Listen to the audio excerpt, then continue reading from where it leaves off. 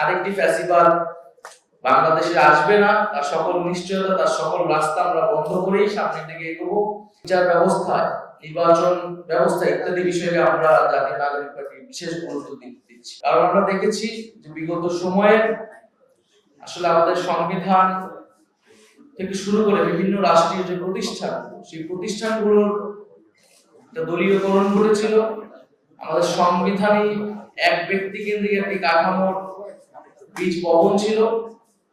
ফলে সেই রাষ্ট্র কাঠামোকে অক্ষুণ্ণ রেখে আসলে যেই ক্ষমতায় যাক, যেই রাষ্ট্র পরিচালনার দায়িত্ব পাক, তার ভিতরেও ফ্যাসিবাদী প্রবণতা থাকবে, স্বৈরতান্ত্রিক হয়ে ওঠার প্রবণতা থাকবে।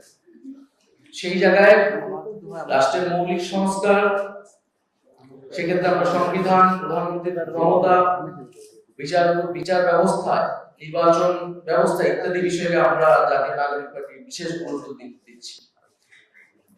জাতীয় ঐক্যমত্য কমিশনের পক্ষ থেকে যে সুপারিশ সমূহ আমাদের কাছে পাঠানো হয়েছে, আমরা সেগুলোতে আমাদের মতামত দিয়েছি। অধিকাংশ ক্ষেত্রে আমরা একমত হয়েছি, যেসব জায়গায় আমরা আংশিক একমত বা দ্বিমত, আমরা সেখানে আমাদের মন্তব্য বা আমাদের সুপারিশ আমরা সংক্ষিপ্তভাবে দিয়েছি। আজকে হয়তো আমরা বিস্তারিত আলোচনার সুযোগ পাবো। তো জাতীয় ঐক্যমত্য কমিশনকে সেই সুযোগ করে দেওয়ার জন্য আমরা আন্তরিকভাবে আবারও ধন্যবাদ জানাচ্ছি।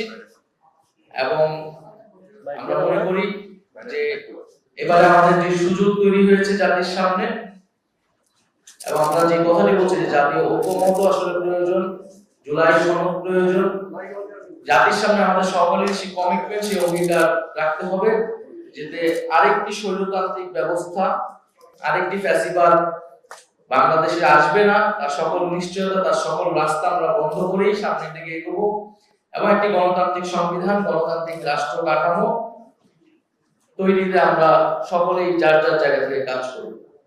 তো আজকে আমরা জাতীয় নাগরিক পার্টির পক্ষ থেকে আমাদের যে সংস্কার সমন্বয় কমিটি ছিল, যেটি আমাদের যুগ্ম আহ্বায়ক সারার তুষার, উনি এটার কোঅর্ডিনেটর ছিলেন।